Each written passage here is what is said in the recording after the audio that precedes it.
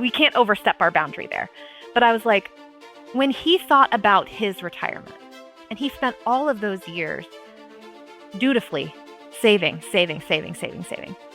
what would he think about this moment right now? And just poof, gone. That really shook me. I was like, really questioning, what is the purpose of retirement?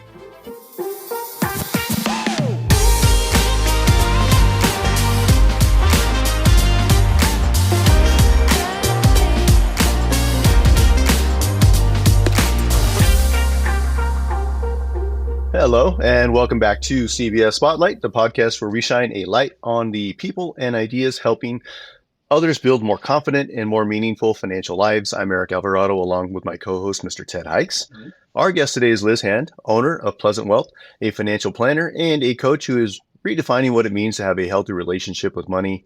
Liz's work goes far beyond spreadsheets and projections. She actually helps women navigate life transitions, untangle money myths, and really step into financial clarity with confidence, compassion, and purpose. So Liz, welcome to the show. We appreciate that. Thanks for joining us. Thank you. It's great to be here with you. So Liz, you talked about obviously this mindset shift for your clients. And in that response that you gave us, you talked about your personal mindset shift. I would love to know what was the triggering event? What brought that on where you went from the I can't remember what you called it now, the Millers to being making like the Millers to be a little bit more on the other side. It was definitely an evolution that happened over several years.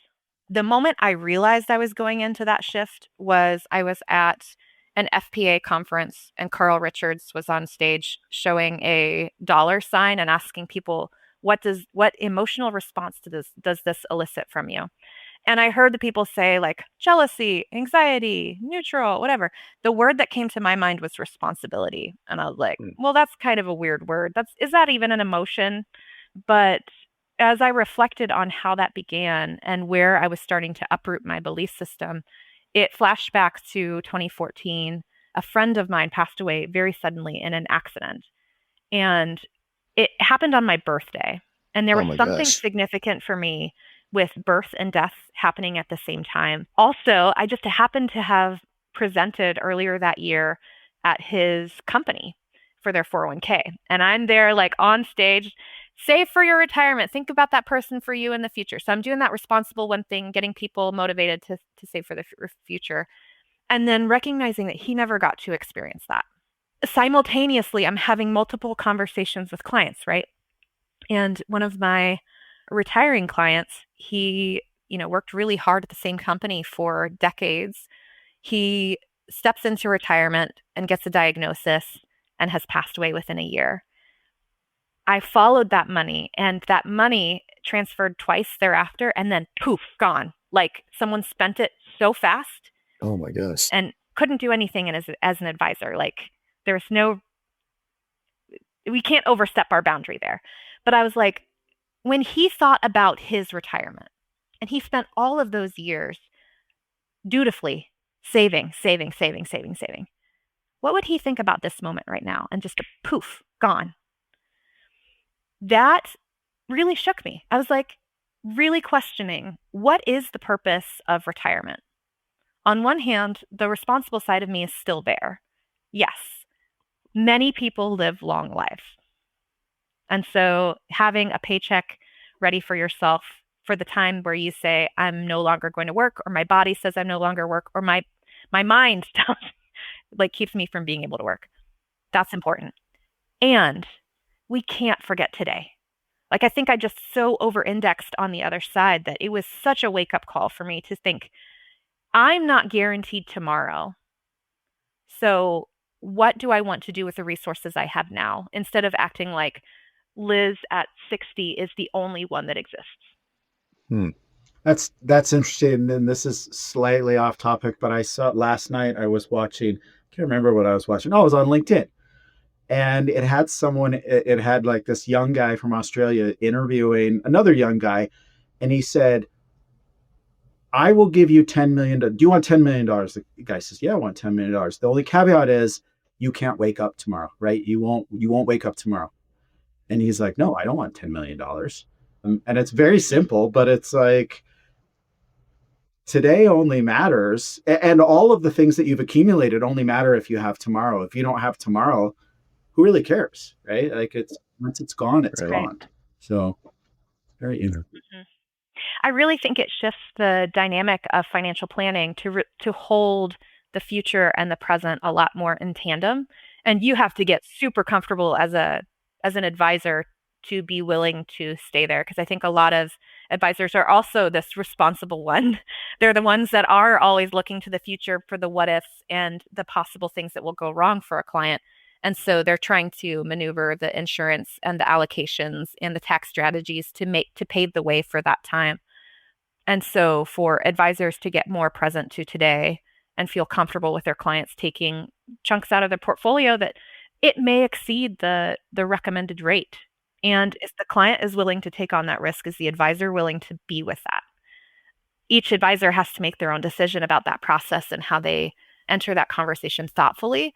But it's one that I am more and more willing to have with clients because I can't say that they're going to turn 100 Right. or 90 or 85 or Right. Right. It's, I mean, Right. I've been working, for the last 4 years exclusively with RIAs, financial advisors.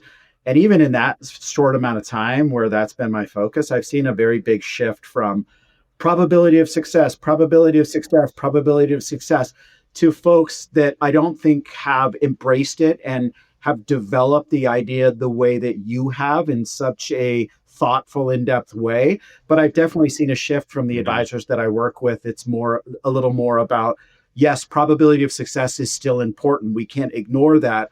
But we also need to make sure that our clients enjoy these years that they've spent 65, or 45 years since they got Getting out of to. college or whatever it was, working towards like when we can relax, we can start, we not work. We don't have to get up every morning. So it's an interesting shift. You just happen to be, I think, light years ahead of most advisors that we talk to. If money anxiety had a personality, what would it be like, and how would Dewey, I guess, kindly quiet it? hmm Yeah, it's funny that the question that Carl had posed is kind of similar to this, where he showed the dollar sign. And so when I think about responsibility being my answer, and as I've dug into that and like the layers of it, I think embarrassment really is the key, like personality trait that most people are trying to avoid. This embarrassment can happen just by making the wrong move, whether that's socially or formally in the structure or like something that sets us up poorly for the future. So I would say that embarrassment is like the key personality piece. And how do we shift that? It's just being more and more comfortable with ourselves and not letting embarrassment take the stage. Because as soon as you let embarrassment take over, it very quickly trips to overwhelm and over planning and anxiety and all the things stack up on that. So that comes with a lot of self trust. It comes with a lot of trust of others.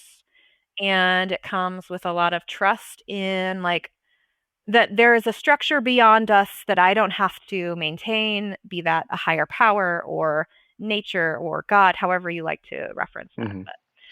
Yeah. I mean, it seems like there's a lot of education behind that, right? To be able to like, oh, it's okay to like, kind of thing to walk people down there because like you said, that embarrassment piece, it is tough because especially, you don't want to make yourself look like a fool in front of others and your family or whatever. Like, oh gosh, you were so smart until this point, and all of a sudden you made that little shift, and it's like, oh gosh. Yeah. I So, think I read once that embarrassment, the root word, and I might not be right, so someone fact mhm. checking me, go for it. And then put it in the Yeah. comments. I think I read that the root word of embarrassment is noose, which is Oh, interesting. yeah, Yeah. that's Like, wow. and you think about how often your embarrassment gets triggered when something doesn't go right, where you don't look quite the way that you want to look, where you slip up in your words or make a little flub or didn't consider someone. Yeah, that's that's an extreme place to go. And actually, furthermore, why I work with women, I think that embarrassment thing gets triggered so frequently because of the way that women have been kind of like societally expected to move in the world, where there's a lot of consideration about what's happening everywhere else. before you take a step, which shows up in the way that she uses money. Yeah. Yeah. It makes them overthink all the time, right? Like just, Exactly. yeah, crazy. It's a lot about, shifting of mindsets and the anxiety that money can cause. I'm curious, like if you could pick, it doesn't have to be your greatest success, but one success story with a client that you're maybe most proud of, where you've gotten them to make this mindset shift. That's hard for me to say. And then I'd love to know, like, how has it enhanced their lives, like as they've moved forward in the retirement process? How have you seen that mindset shift really, impact them in a positive way? Yeah, I think I'll blend some stories together just so that for client anonymity, as they say. What I've seen is a client couple that's very constrained in how they spend their dollars. The way that their money came to me was it made sense why they felt constrained because of the setup of their money. Their structure was off with money. So we adjusted the structure and it took, a couple of years and they're starting to get a cash flow. And they sent me a picture of a refrigerator that they bought. Which I always ask my clients to send me pictures of what they buy because it's a moment for them. Like That's cool. It's like a little milestone threshold that they've crossed, and they need somebody to be excited about it with them. And it might be that their kids are like, mom and dad, so lame. Just go buy the stupid refrigerator. But for me, what I noticed was that was like step one. And then I saw a new lawnmower. And then I saw a bigger vacation. And it's just like these little permission slips that they give themselves over time. But it started with a refrigerator. Yeah. Crazy. Adulting. I know. Oh, man. Well, on the flip side, have you had somebody, I guess, take it too far where you've had to kind of like, ease brakes? Yeah, there was a situation where I got uncomfortable. And granted, I will say that this was before I had my own like shift with money. So I don't know. It's a question mark in my mind of whether I was being the overly performative financial planner or if I was really letting them, if it would have been okay. And it was just like a pattern of spending that included two generations. Again, I'm mixing up stories, so if this sounds like any specific person, I'm blending a couple of stories. They had multiple generations where they were doing an event for each of them. And the event continued over time, and the spending was like their spending ended up being over that 4% rule. However, people like to sit at that rule. Let's get into a debate about that. Like consistently over 3 years. And I had a moment where I felt uncomfortable in the meeting, and I wish honestly that I could go back to that moment and offer it differently because I noticed the client engagement shifted to where they no longer had this sense of felt freedom. And how I would have approached that today is not to say you can't spend, like we can't keep doing this, which is not exactly the words that I used, but it was kind of a reactive like, oh my goodness, I don't know if we can keep doing this. What I wished I would have done in that moment would have been to say, okay, let's look at all of your priorities. You've got this priority and that priority and this priority, which truly that's all that money problems are, is too many priorities. Right now, you're prioritizing this, and it's going to constrain these two in the future. How does that land for you? Is that what you want? And put it back to them as continuing to give themselves permission versus taking over the wheel and saying like, putting doubt in the space again. Because it has taken a couple of years for that relationship to get back to the place of more open and expansive. And that's just learning I had to do over time. But as far as like overspending, I think my actual philosophy with the make do like the Millers mindset is that person will never let themselves go too far. They will always preserve some sort of money because it is ingrained in like their bones, the generational piece of that. What kind of response do you guys have to that? I think it's interesting. I think it's the reflective nature with which you looked at it is very interesting to me, just in that, you recognize where you were at the time and where you are today, and how you might have Hmm. answered that or approached that situation differently. Yeah. Right. Along the And way. it sounds like ultimately you kept them in the right space, but you're learning through this process too. It sounds like as you go, how to better, engage with your clients.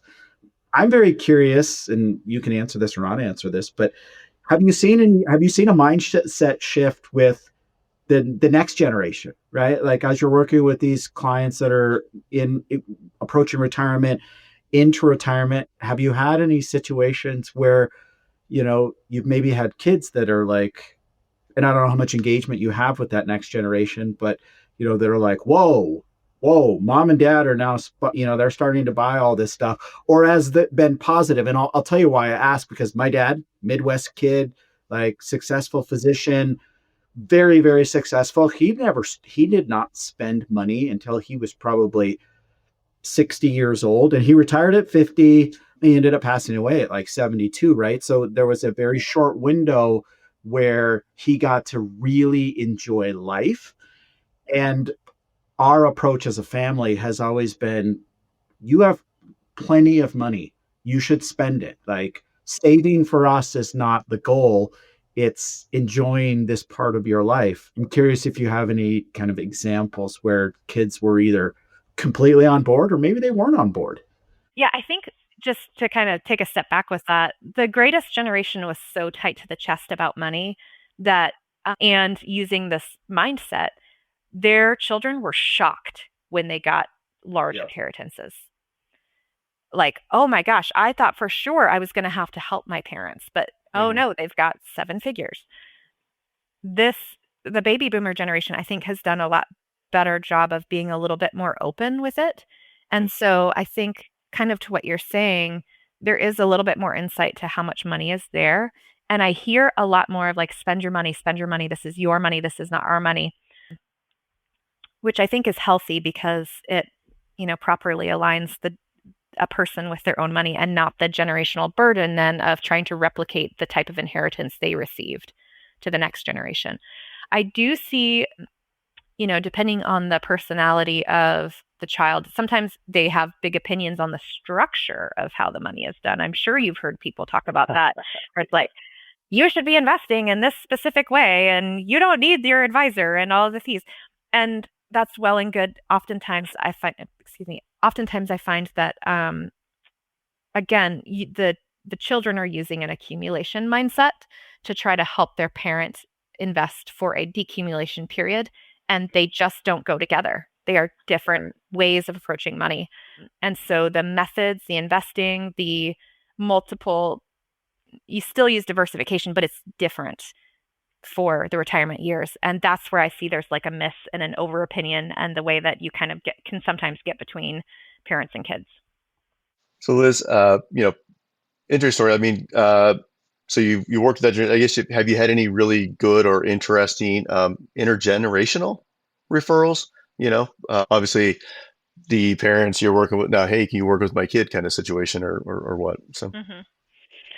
The referrals I've been getting lately are actually a little different than that. I have oh, been, really? because I've been working with, 50s, 60s, sometimes mid 40s. The referrals I've been getting lately is actually parents of mothers of some of my clients, which is kind of fun because I have been working on this space as helping women and couples really open up their mindset around feeling more free with the money that they've accumulated, that they look to their parent and they're like, hold up, I'm going to go sit in with that parent's advisor. Are you listening to her? She needs X. And then really encouraging their mom or their parents to come and work with me and just see how it's different. And that's been kind of a fun, unexpected. I remember like a couple of years ago, I had a couple of posts where I would say something like, "Your mom would love working with me," and this year has proved that. Yeah. how does that first meeting go? I mean, I'm just curious, like, because obviously if they're referring them to you because of this mindset shift that you're working through them with, and they know that the advisor that their parents are working with or their mother's working with is not taking a similar approach. Can you give us a little insight, and it doesn't have to be obviously direct insight, into how that kind of first meeting goes with a client like that when they come over to talk to you? Yeah, it's really interesting. It is different because the adult child is really selling me. And Mm. I, as every other good Midwestern girl, I am uncomfortable with that amount of praise. Um, Mhm. Yeah. but it's so helpful because they're like, oh, yeah, and then this is what you do. And that's the kind of conversation. Isn't Liz so great? Isn't Clinton so great? So it is kind of funny because the the whole encouraging of why they would want to work with me Mm. is off of my plate. It's that person's kind of selling the process. I'm just telling them what the next steps are. Um, and usually their adult child has already vetted to see if they're a good fit for me based on the amount of money that they've saved, et cetera, et cetera. Mm. So just Mhm. the process is much more we're doing this than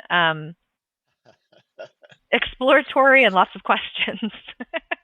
That's awesome. Yeah. Yeah, but also the other thing that's been interesting that's come from these kind of more open conversations, intergenerational conversations, is with the coaching work that I've done, I'm also willing to have so what naturally happens within families because we care for each other, our money can get kind of blended and the boundaries aren't super clear. And so that's something I'm usually watching for in a family and having conversations with. So That's where a lot of I found my problems arise, right? Between siblings and things. it is. And actually, like this responsible one mindset, you're always caring for other people. So when you have multiple people like reaching across and trying to care for the other person, nobody feels good about their money. And so getting those boundaries more clearly stated is really helpful. So I have found that with my coaching skill set, I've been able to bring that into family conversations between parent and child where something is um, occurring that they're negotiating or noticing that the parent still has too much access to the child's financial situation, just, and I say child, adult child, giving them permission to let go of that over responsibility for other people, letting them have their own experience. And then that frees up a family system too, which is really neat. And I'm curious to see how that impact has over the next couple of decades with this business. Oh yeah, I think those boundaries are huge, right? I think those are something that back then it was there was no boundaries and it kind of related to issues, and now it's like you can set those, you know, as you go along, so they don't come up to be issues that mushroom at the end when down the road. So it's excellent. Liz, thank you so much for coming back and joining with us today. Your insights, your warmth, your perspective really truly remind us that financial planning doesn't have to feel intimidating. It can feel supportive, empowering, and of course, deeply personal. I love how you've shown that money isn't just about reaching milestones. It's about, building confidence, really honoring values and creating space for life that you can actually and actually want to live. From breaking down myths to celebrating overlooked wins, all that good stuff.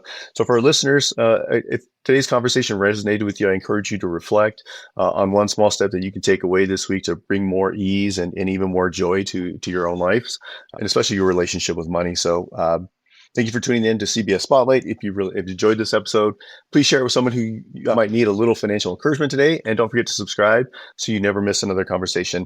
So until next time, stay curious and keep building a life that you're excited about. This has been CBS Spotlight. Thank you.